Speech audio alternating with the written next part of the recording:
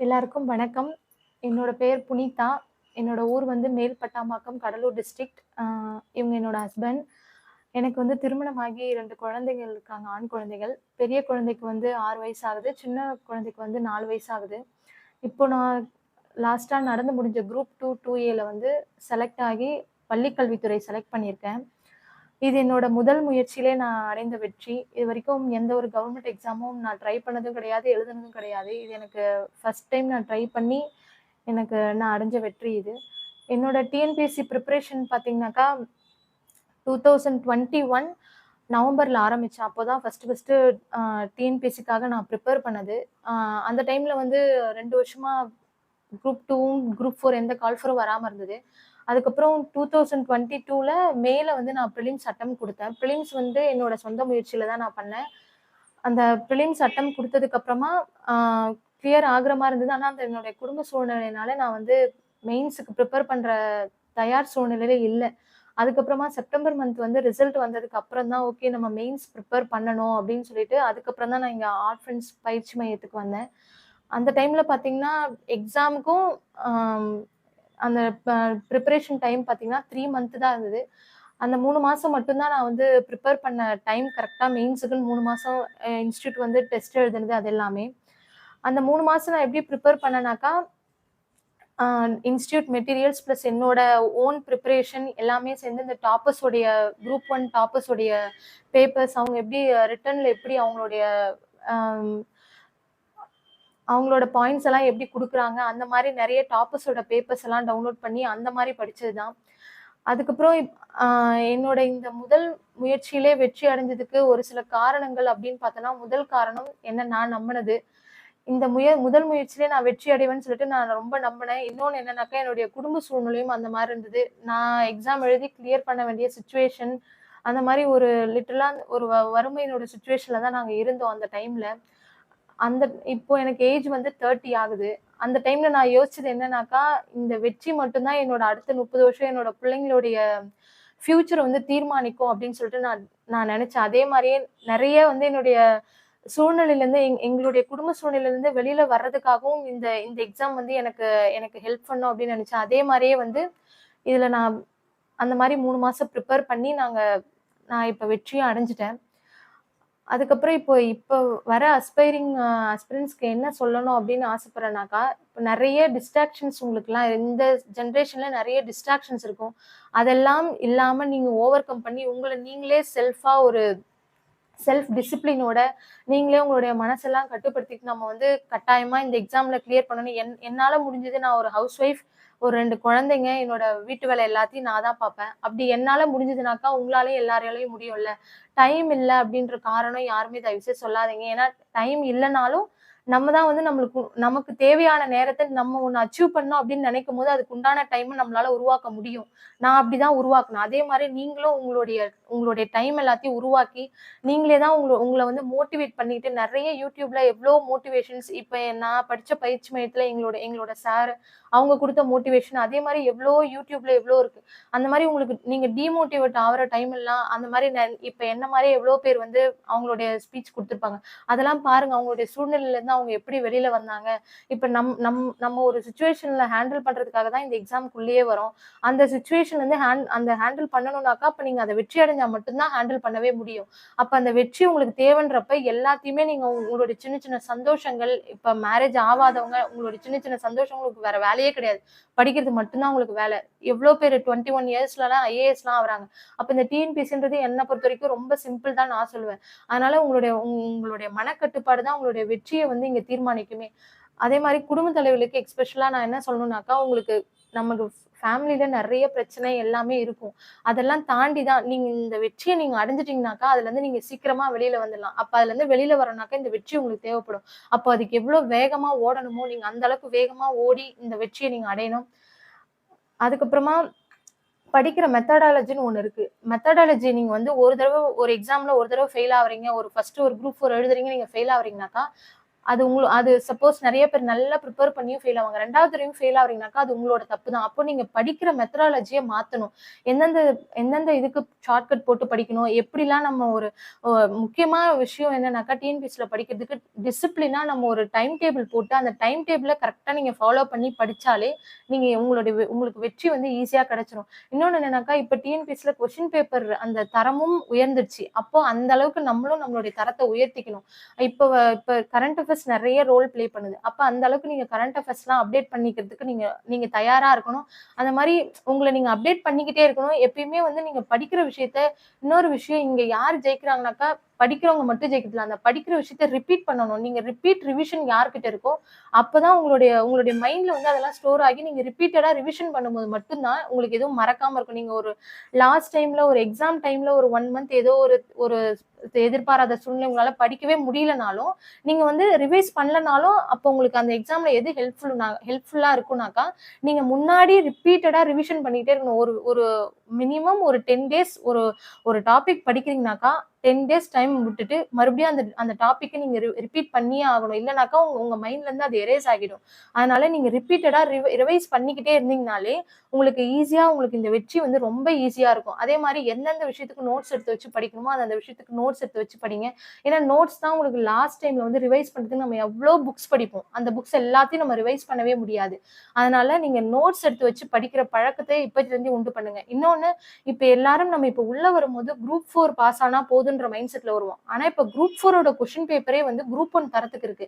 அப்ப இப்ப ஃபியூச்சர்ல அப்கமிங்கா வர அஸ்பிரண்ட்ஸ்லாம் என்ன பண்ணணும்னாக்கா, நீங்க பிரிப்பேர் பண்ண ஸ்டார்ட் பண்ணும்போதே குரூப் 1 ஸ்டாண்டர்ட்க்கு நீங்க உங்கள பிரிப்பேர் பண்ணிட்டீங்கனாக்கா, உங்களுக்கு குரூப் 1, குரூப் 4 எல்லாமே ரொம்ப ஈஸியா இருக்கும். ஒரு பிராட் மைண்டடா எல்லாத்தையுமே இப்போ இருக்கிற சிச்சுவேஷன்ல ஸ்கூல் புக்ஸ் மட்டும் என்ன பொறுத்தவரைக்கும் கேட்டீங்கன்னா பத்தாது. அது அப்போ அந்த ஸ்கூல் புக்ஸ தாண்டி வரதுல இப்ப நெறைய கொஸ்டின் ஸ்கூல் புக்ஸ தாண்டி தான் என் குரூப் 4லயே வருது. அப்ப நீங்க பிரிப்பேர் பண்ண ஸ்டார்ட் பண்ணும்போதே ஒரு டாபிக் எடுத்தீங்கன்னா, ஸ்கூல் புக்ஸ்ல என்ன இருக்கு? வெளி சோர்ஸ்ல இருந்து என்ன இருக்கு? அப்படின்னு சொல்லிட்டு பார்த்து அத நோட்ஸ் எடுத்து வச்சு படிங்க. ஏன்னா, ஸ்கூல் புக்ஸ மட்டும் தயவு செய்து இதுக்கு மேல நம்பிட்டு இருக்காதீங்க. நீங்க குரூப் 4ஆ உள்ள வந்தாலும், குரூப் 1 லெவலுக்கு நீங்க பிரிப்பேர் பண்ணிட்டீங்கனாக்கா, உங்களுக்கு ரொம்ப யூஸ்ஃபுல்லா நீங்க ஈஸியா குரூப் 2, குரூப் 4லாம் ரொம்ப ஈஸியா கிளியர் பண்ணிடலாம். அதனால படிக்கும்போதே நல்ல ஒரு எந்த ஒரு டாபிக் எடுத்தாலும் ஒரு பிராட் மைண்டடா படிக்க ஆரம்பிங்க. அப்போ உங்களுக்கு வந்து இந்த குரூப் 4, குரூப் 2 ஏன் குரூப் 1 கூட ஈஸியாவே கிடைச்சிரும். நீங்க பிராக்டிஸ் தான். நீங்க எந்த அளவுக்கு நீங்க படிக்கிறதுக்கு உங்கள பிராக்டிஸ் பண்ணிக்கிறீங்களோ, ரிட்டன்ல உங்கள பிராக்டிஸ் பண்ணிக்கிறீங்களோ, அந்த அளவுக்கு உங்களுக்கு வந்து இந்த வெற்றி வந்து ஈஸியா இருக்கும்.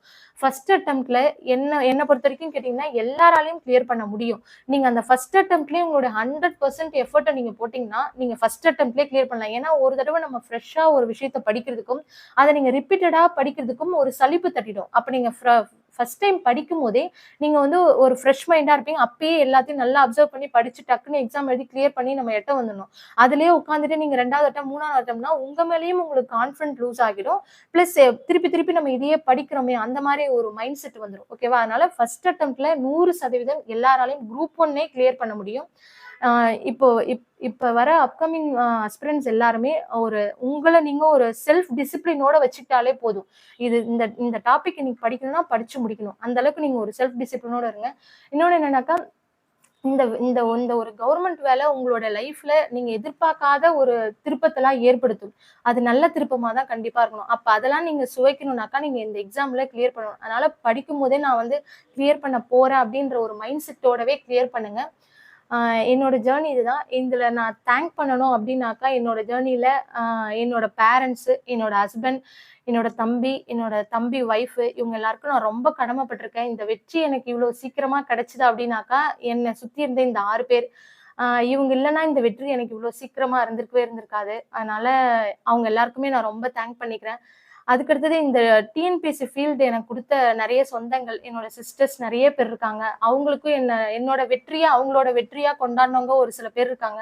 அவங்களுக்கும் இந்த நேரத்துல நான் ரொம்ப தேங்க் பண்ண நெனைக்கிறேன். அவங்களுக்கும் அடுத்த வெற்றி சீக்கிரமா வரணும்னு நான் நெனைக்கிறேன். என்னோட என்னோட வெல் விஷஸ் நான் நான் நான் கிளியர் பண்ணணும் என்ன நம்பின எல்லாருக்குமே என்னோட ரொம்ப தேங்க்ஸ். ஆம். எஸ்பெஷலி ஒரு 2 பேருக்கு அ நான் தேங்க் பண்ணணும் அப்டின்னாக்கா, என்னோட அப்பா, அம்மா, என்னோட தம்பி இவங்கலாம் என்னோட பிளட் ரிலேஷன். அவங்க எனக்கு சப்போர்ட் பண்ணது ஒரு பெரிய விஷயம் இல்ல. 2 பேர் முக்கியமா என்னோட மனசுல இருக்கிறது வந்து என்னோட ஹஸ்பண்ட், இன்னொன்னு என்னோட தம்பி ஒய்ஃபு. இவங்க 2 பேருமே வந்து அ என்ன டிஸ்டர்ப் பண்ணாத அளவுக்கு இப்ப எனக்கு மேரேஜ் ஆனதுக்கு அப்புறம் தான் நான் படிக்க ஆரம்பிச்சேன். என்னோட தம்பி ஒய்ஃப் அவங்க அந்த அளவுக்கு ஒரு சப்போர்ட்டா எங்க அப்பா, அம்மாவெல்லாம் விடலன்னா, இந்த வெற்றிலாம் இவ்வளோ சீக்கிரம் எனக்கு கிடைச்சிருக்கு. அதனால இவங்க 2 பேருக்கும் நான் ரொம்ப தேங்க் பண்ணிக்கிறேன். ஆம் ராஜன் சாருக்கு ரொம்ப தேங்க் பண்ணிக்கிறேன். நெறைய டைம்ல நெறைய மோட்டிவேஷன் நெறைய டைம் பண்ணியிருக்காங்க. அவங்களுக்கு நான் ரொம்ப தேங்க் பண்ணிக்கிறேன். இன்னும் இந்த ஆர்ஃபன்ஸ் பயிற்சி மையத்திலருந்து நெறைய பேரு இதே மாரி வந்து அவங்களுடைய வெற்றியினுடைய ரகசியத்த சொல்லணும்னு நான் அ ப்ரே பண்ணிக்கிறேன். Thank you. என்னோட பேர் வந்து லோகநாதன். புனிதாவுடைய ஹஸ்பண்ட் நானு. அ இப்ப பார்த்தீங்கன்னா, நான் ஃபர்ஸ்ட்டு ஒரு மேரேஜ் பண்ணி எங்களுக்கு வந்து நெறைய நெறைய பிரச்சனை, நெறைய இதெல்லாம் இருந்துச்சு. அப்போ கூட நெறைய டைம் இவங்க வேலைக்கு போகணும்னு சொல்லுவாங்க. ஆனா, அந்த வேலையெல்லாம் நான் பெருசா எதிர்பார்க்கல. அந்த வருமானம் வந்து தான் நான் அந்த காசெல்லாம் நம்ம முன்னேறுவோன்ற மைண்ட் செட் எனக்கு வரல. அப்போ கூட நான் என்ன சொல்லுவேன்னா, ஏதாவது நீ படிக்கணும். உனக்கு வந்து அவங்க வந்து நல்லா படிப்பாங்க. ஸ்கூல் ஃபர்ஸ்ட்டு வேற. அவங்களோட உழைப்பு தான் ஃபுல்லுமே. என்னுடைய உழைப்புலாம் இல்ல. நெறைய நெறைய டிஸ்டர்பன்ஸ், நெறைய பிரச்சனை நான் பண்ணியிருப்பேன். ஆனா, அவங்களுடைய ஹார்ட் ஒர்க்கும், அவங்களுடைய உழைப்பும் தான் இதுக்கெல்லாம் இந்த வெற்றிக்கு எல்லாத்துக்குமே காரணம். என்னோட என்னோட இது வந்து ஒரே ஒரு இதுதான். என்னன்னா, நான் இங்க வந்து ஒர்க் பண்ண வரும்போது, எங்க குடும்பம்லாம் இப்படி இருக்கே. இவங்களுக்கு அதாவது ஒருத்தனுக்கு ஒரு இன்ட்ரெஸ்ட்ன்னு ஒண்ணு இருக்கும். இவங்க ஸ்கூல் ஃபர்ஸ்ட்டு நல்லா படிக்கிறவங்கள அவங்களுக்கு ஹெல்ப் பண்ண முடியலனாலும், அவங்களுடைய லைன நம்ம சூஸ் பண்ணி, அவங்களுக்கு புடிச்ச ஒரு விஷயத்த தேர்ந்தெடுக்கும்போது, அவங்க சாதிச்சிருக்காங்க. அததான் நான் குடுத்த அந்த ஒரு ஒப்பீனியன் தான். மிச்சபடி அவங்களுடைய உழைப்பு தான் எல்லாமே. அவங்க பண்ண ஹார்ட் ஒர்க் தான் இன்னைக்கு அந்த அந்த சக்ஸஸ்க்கு காரணம். ஏன்னா, அவங்க ஃபர்ஸ்ட்டு ஒரு டைம் குரூப் 4 எழுதுனாங்க. அப்ப ஃபெயில் ஆயிட்டாங்க.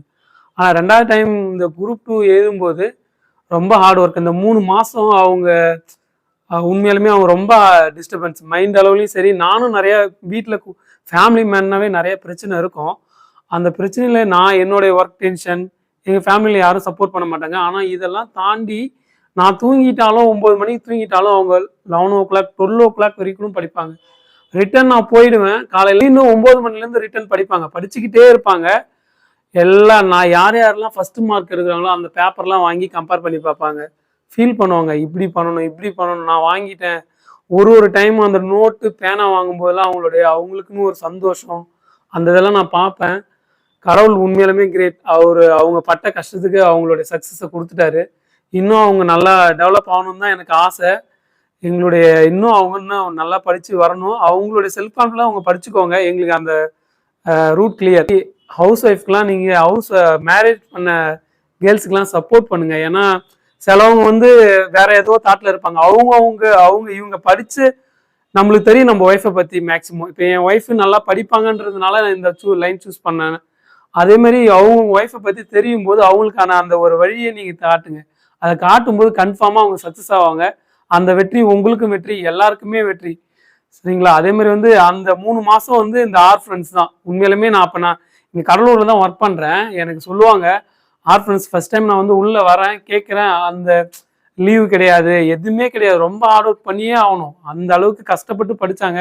சாருக்கு ரொம்ப நான் நன்றி சொல்லிக்கிறேன். ஏன்னா ஒரு ஸ்ட்ரிக்டா இருக்கிற இடத்துல தான் மேலே போக முடியும். சும்மா எல்லாரும் எல்லாம் சொல்லலாம். இருந்தாலும் அவருடைய அந்த கடினமான ஒரு இதெல்லாமே சேர்ந்து தான் இவங்களை இன்னும் மேலும் மேலும் இன்னும் வளர்ச்சி அடைய செஞ்சதுன்ற மாதிரி இருக்கு. ரொம்ப தேங்க்ஸ் சார்.